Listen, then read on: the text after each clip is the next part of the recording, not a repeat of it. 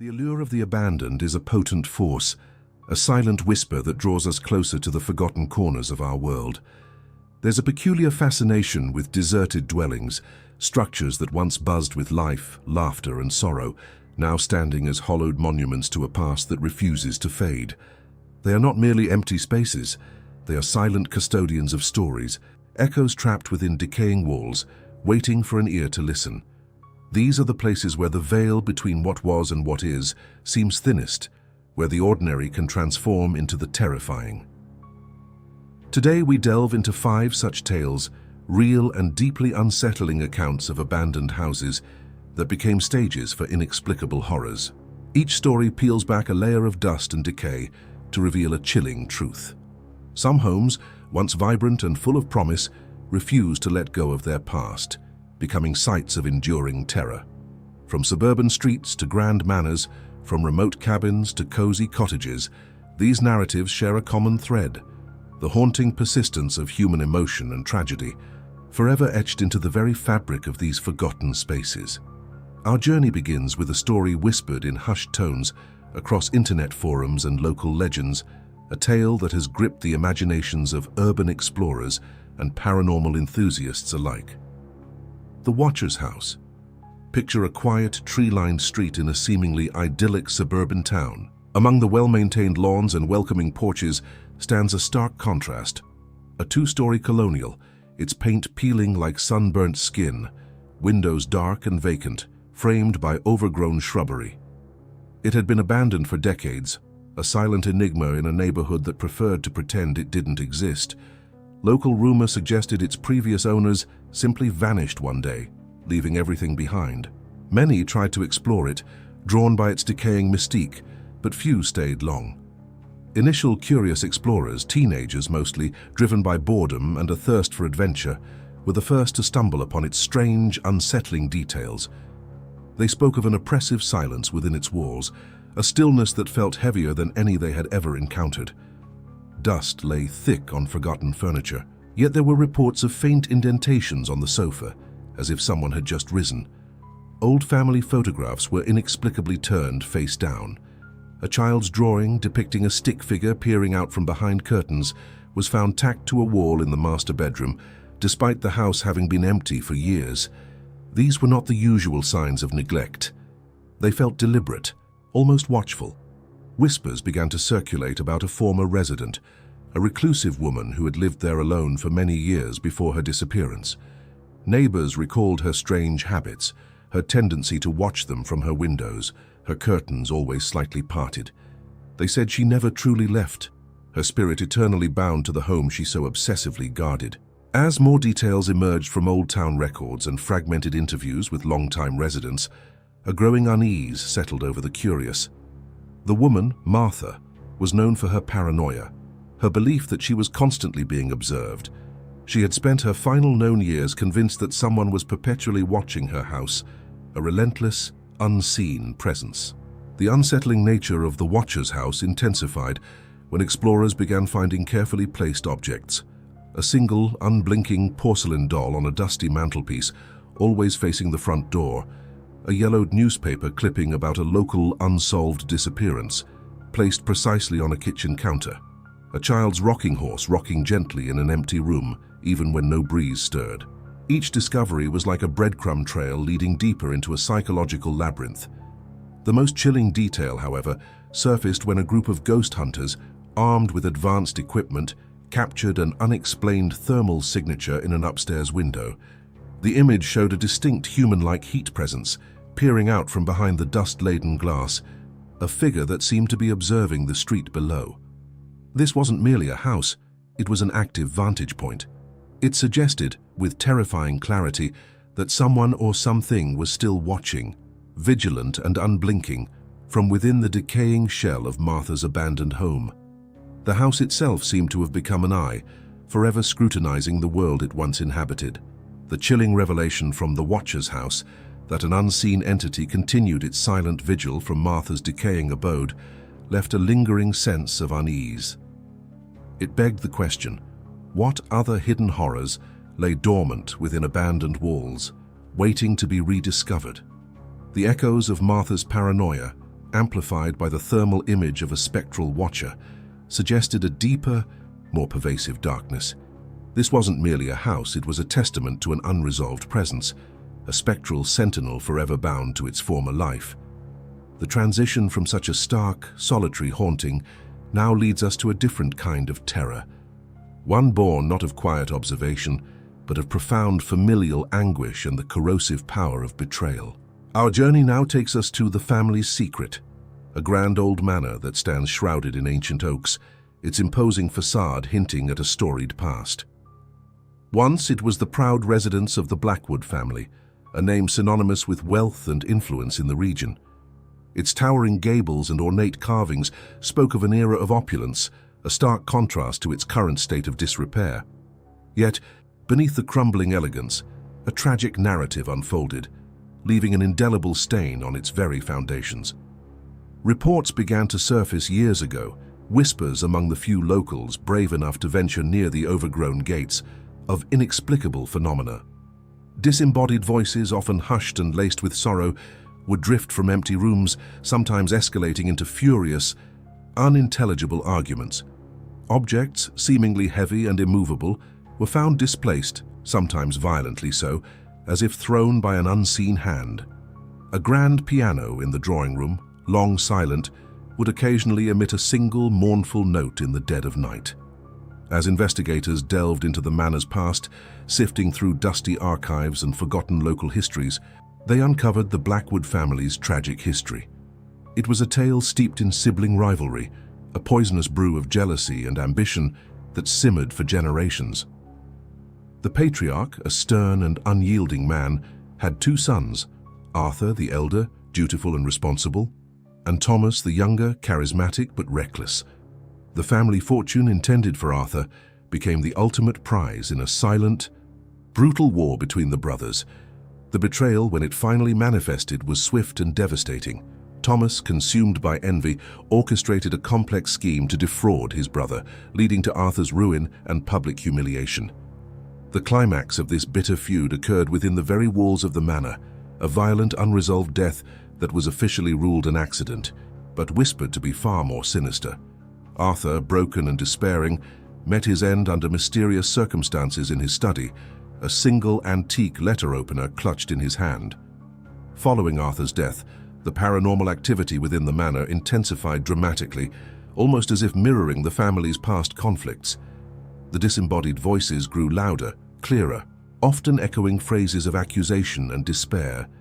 Shadows danced in the periphery of vision, fleeting glimpses of figures locked in silent struggle. The air in Arthur's study became perpetually cold, heavy with an oppressive sadness, and the scent of old parchment and a faint metallic tang like old blood often permeated the space. The emotional development of this haunting was palpable. It wasn't just residual energy, but the lingering pain and anger of the betrayed spirit Arthur, forever trapped within the house, unable to find peace. His spectral presence seemed to actively seek resolution, to replay the moments of his betrayal, his silent screams reverberating through the manor's hollow halls. The most terrifying encounters often occurred near the anniversary of Arthur's death. Visitors reported seeing a spectral man, his face contorted in anguish, standing over a shadowy figure kneeling by the fireplace in the study. On one particularly harrowing night, a brave paranormal investigator, attempting to communicate with the entity, felt an icy grip on his arm, followed by a guttural whisper in his ear, "Justice, I demand justice."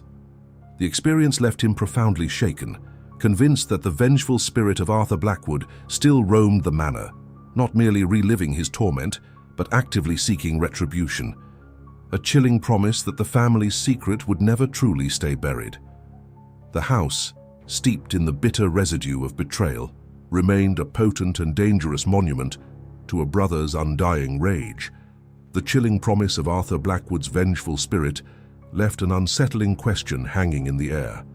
Can true peace ever be found in places so deeply scarred by human suffering? The lingering echoes of betrayal and unresolved conflict seemed to cling to the very fabric of the Blackwood Manor, making it a perpetual stage for a tragic, unending drama.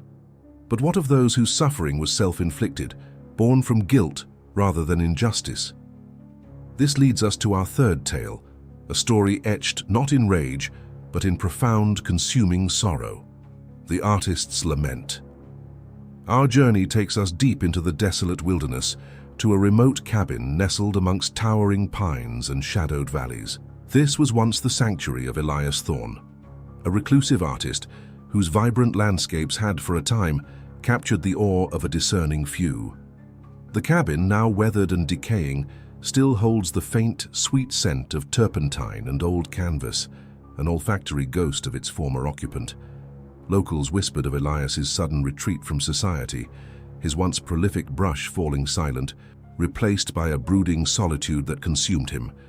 The reason, it turned out, was a terrible accident, a moment of carelessness on a winding mountain road that had cost an innocent life.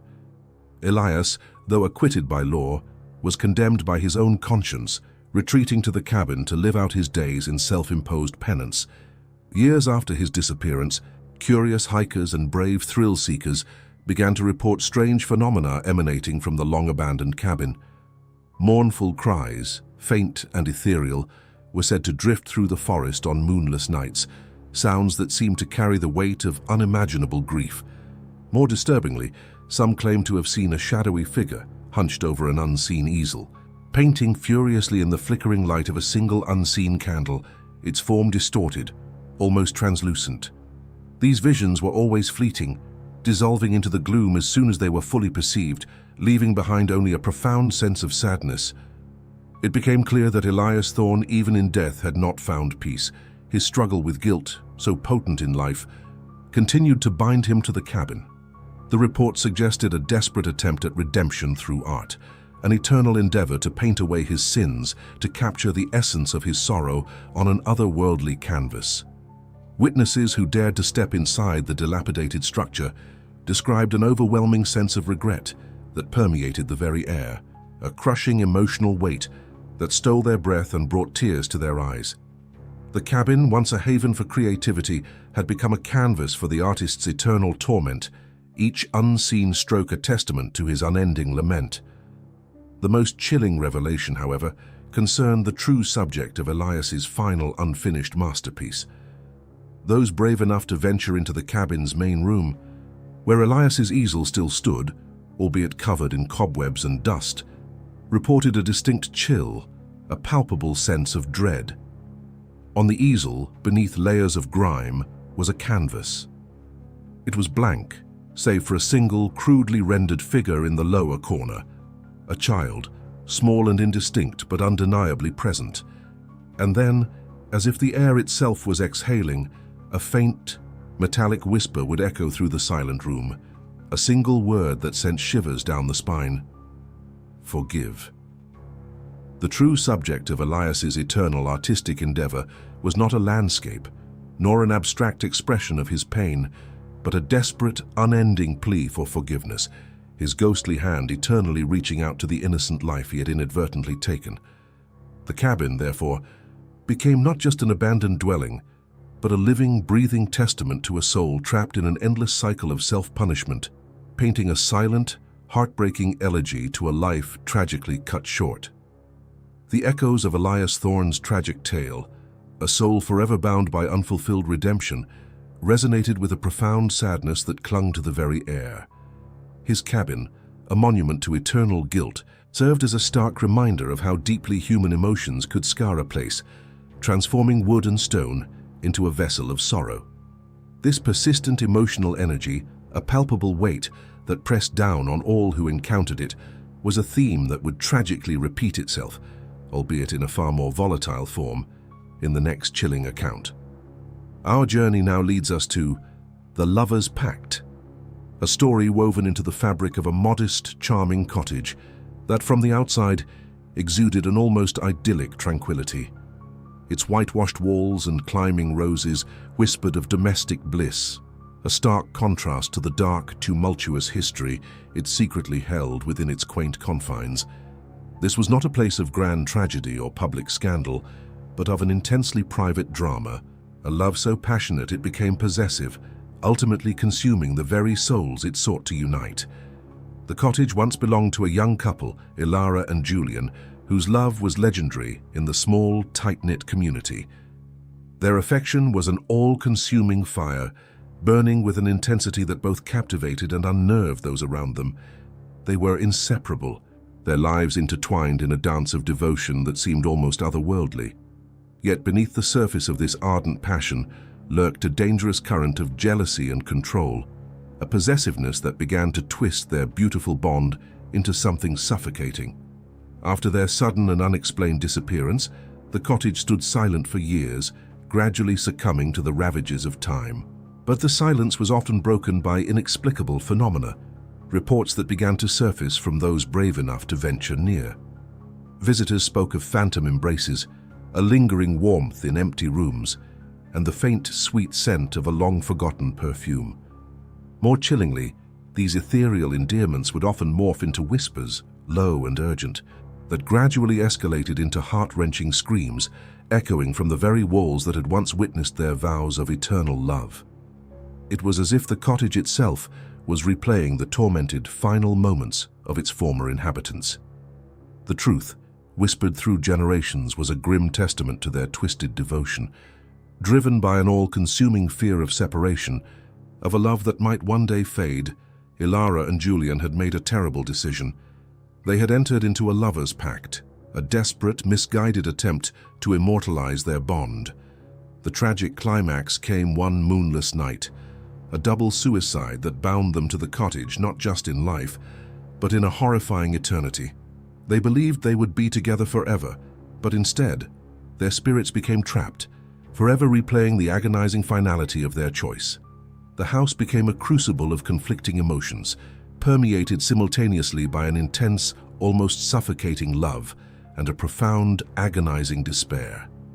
The ethereal embraces were not comforting but desperate, clingy, a reflection of their inability to truly let go. The whispered endearments were laced with a tragic urgency, and the screams were the ultimate expression of their eternal regret. The spirits of Ilara and Julian, unable to move on, were forever bound by their twisted love, their spectral forms tethered to the place where their pact was sealed. Their love, once a beacon, had become a cage, and the cottage their eternal prison. The most disturbing encounters involved living visitors who dared to linger too long within the cottage's haunted walls. Unsuspecting individuals reported feeling an inexplicable pull, a sudden urge to stay, to never leave.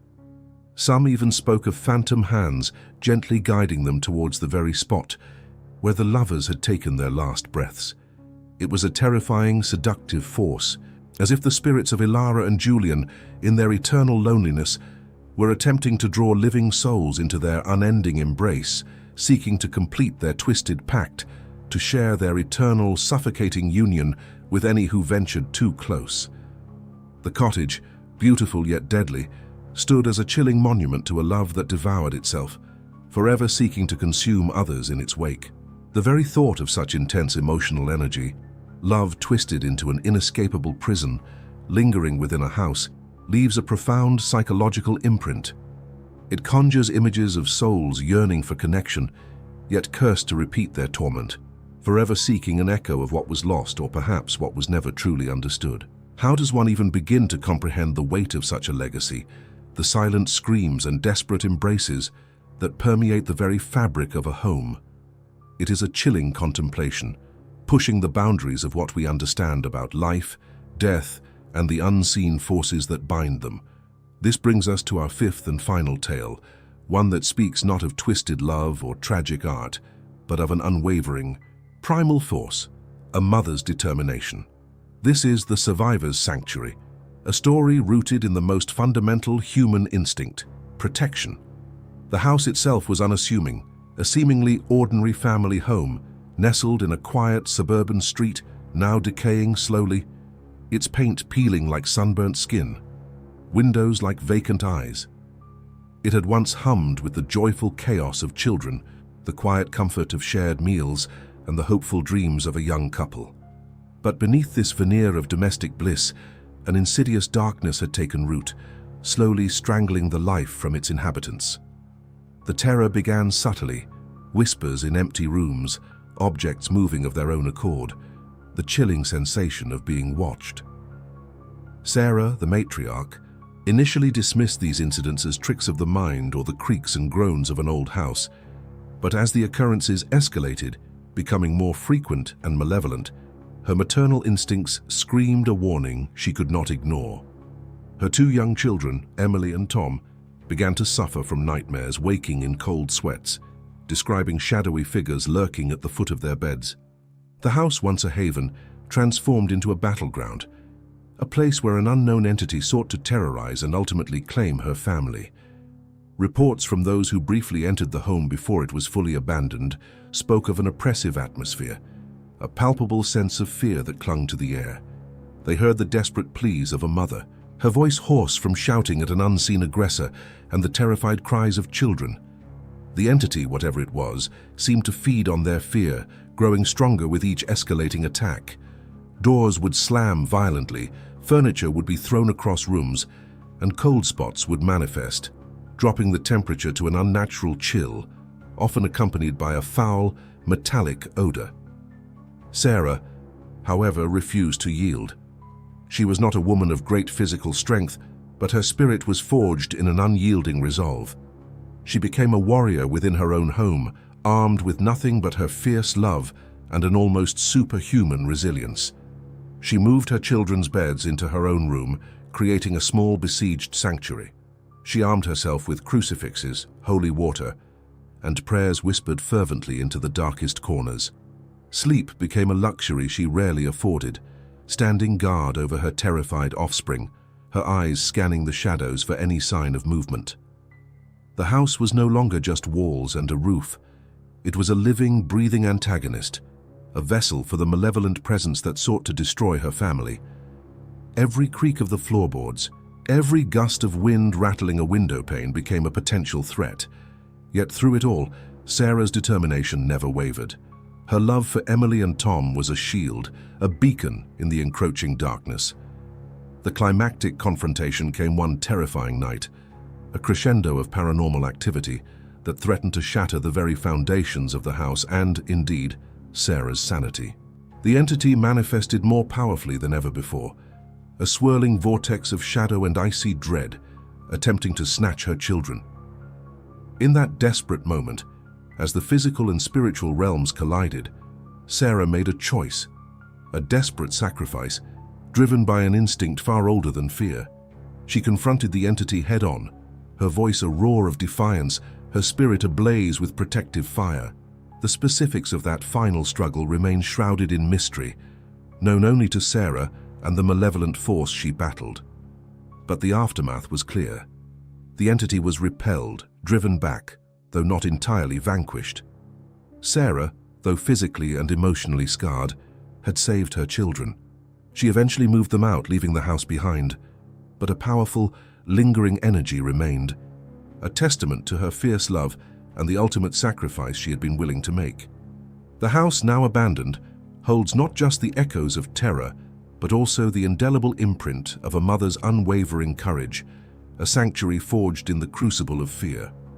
The 5 harrowing tales, each a distinct tapestry of terror woven into the fabric of abandoned homes, now lay exposed, their individual horrors resonating with a disquieting harmony.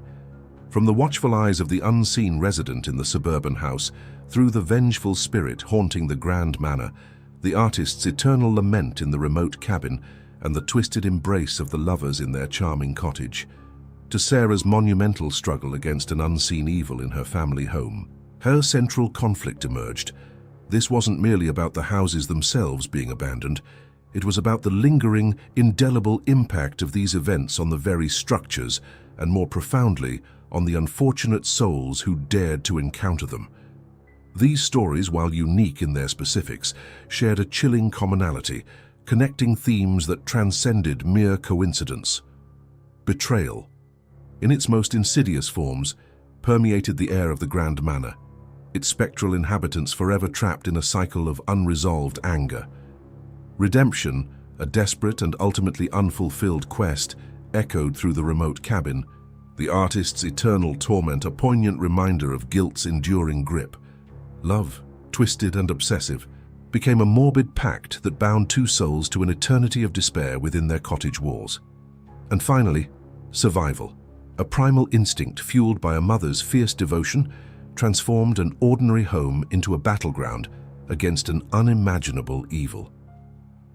These were not just tales of isolated incidents, they were profound explorations of the human condition pushed to its absolute limits, enacted within the confines of places left to decay. A deeper dive into the psychological aspects of abandoned houses and the stories they hold reveals a fascinating, albeit terrifying truth. These structures, once vibrant with life, become silent witnesses to the most profound human dramas. When the occupants depart, either through tragedy or simple desertion, they leave behind more than just dust and forgotten belongings. They leave an energetic imprint, a residual echo of their emotions, their suffering, their very essence.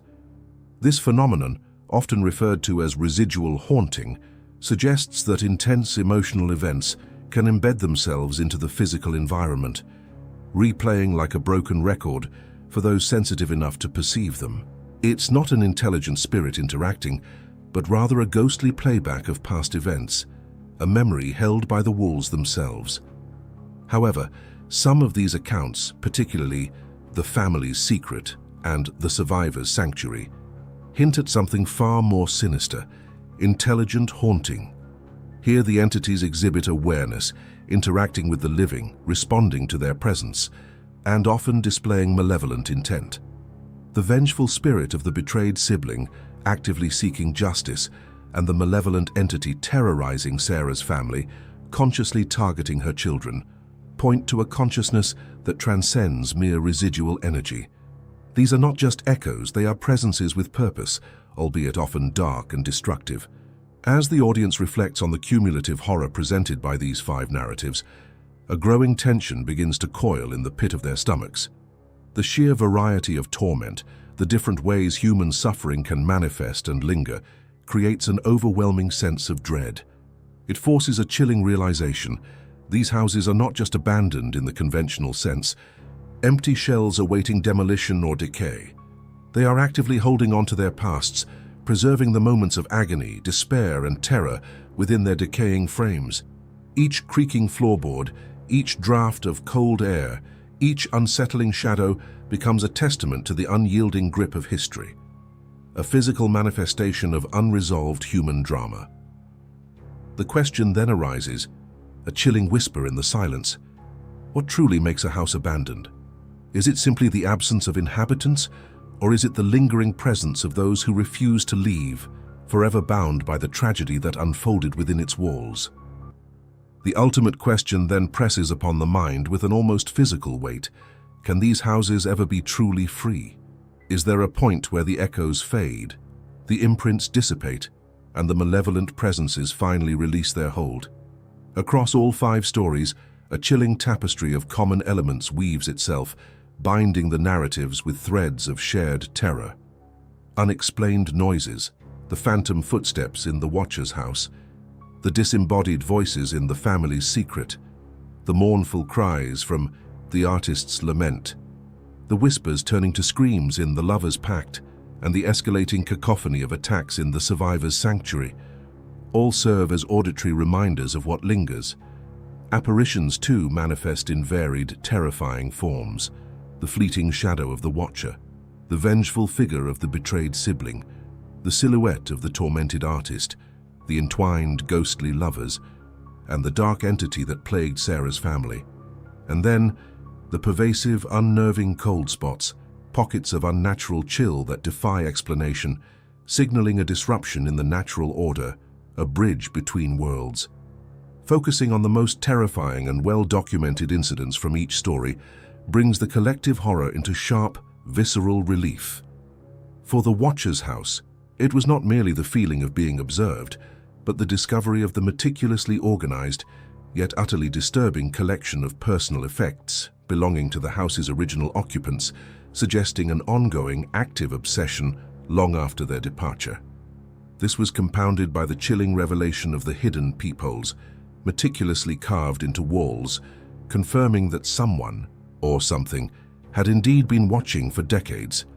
In The Family's Secret, the horror escalated beyond mere poltergeist activity to direct physical manifestations, like the violent throwing of objects and the inexplicable appearance of fresh, deep scratches on those who dared to investigate the manor's darkest secrets, hinting at a truly malevolent and conscious entity. The artist's lament offered a different kind of terror, a profound, soul-crushing sadness that manifested as an overwhelming emotional weight, leading visitors to experience intense despair and even visions of the artist frantically painting in the shadows, his brushstrokes forming grotesque, accusing faces. The climax of its horror was not an attack, but the emotional assault, the feeling of shared eternal guilt. The lovers' pact was marked by its seductive yet deadly allure. Investigators reported moments of intense, almost suffocating affection, followed by sudden, violent shifts to extreme fear, as if caught in the eternal cycle of their passionate, destructive love. Some even claimed to feel ethereal hands attempting to pull them further into the house, into the lovers' eternal embrace. Finally, the survivors' sanctuary presented an active, escalating siege. The family's accounts detailed not just random occurrences, but targeted, intelligent attacks designed to terrorize and isolate. Objects levitating and striking, ominous warnings whispered directly into ears, and the terrifying culmination of the entity attempting to physically harm Sarah's children, pushing her to her desperate, climactic act of defiance. Building to a collective climax, the realization dawns with a cold, creeping dread. These houses are not merely locations for individual horrors, but profound representations of unresolved human suffering. They are monuments to tragedy, despair, and violence, their very fabric steeped in the emotional residue of lives shattered within their walls. The emotional weight of the cumulative evidence presented becomes almost unbearable, a heavy shroud of fear that settles over the listener.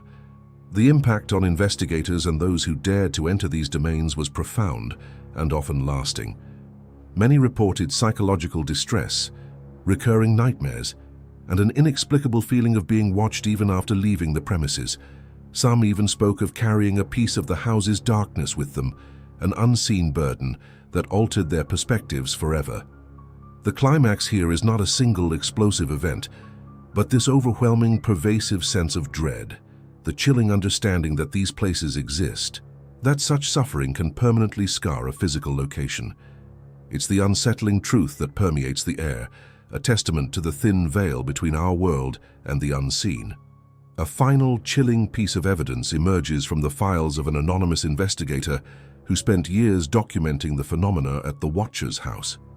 His last entry, found hastily scrawled before his sudden disappearance, simply read, "It's not just watching, it's learning, and it wants company." The resolution for those brave enough to seek it lay not in exorcism or demolition, but in a profound, unsettling understanding. While the specific stories of the Watcher's house, the family's secret, the artist's lament, the lover's pact, and the survivor's sanctuary might never achieve conventional happy endings, the true closure came from comprehending that some places are forever marked by tragedy. They become indelible scars on the landscape, physical embodiments of human suffering, echoes of lives lived and abruptly, often violently ended. These abandoned houses, once vibrant homes, now stood as silent, decaying witnesses to the darkest chapters of human experience. Reflecting on the psychological and emotional impact of such stories, one cannot help but feel a pervasive chill. The tales burrow into the mind, planting seeds of doubt and fear about the very spaces we inhabit. They force a confrontation with the fragility of life, the persistence of memory, and the unsettling possibility that our emotions, our pain, our love, can linger long after our corporeal forms have faded. The terror isn't just in the jump scares or the apparitions, it's in the quiet realization that the boundaries between life and death, between past and present, are far more permeable than we comfortably imagine. There is a call, almost an imperative, to respect these abandoned places and their histories, not to glorify the horror, but to acknowledge the weight of what transpired within their walls, to treat them not merely as derelict structures, but as archives of human emotion, repositories of profound, often tragic, narratives. To trespass or desecrate them feels less like an act of rebellion and more like a further violation of the tormented souls tethered to their decaying foundations. Their abandonment is not merely physical, it is an emotional abandonment that leaves them vulnerable, yet fiercely protective of their secrets. Final thoughts drift towards the nature of fear itself and the vast, unsettling expanse of the unknown. These stories serve as stark reminders that what we cannot see often holds the most potent sway over our imaginations and our sense of security.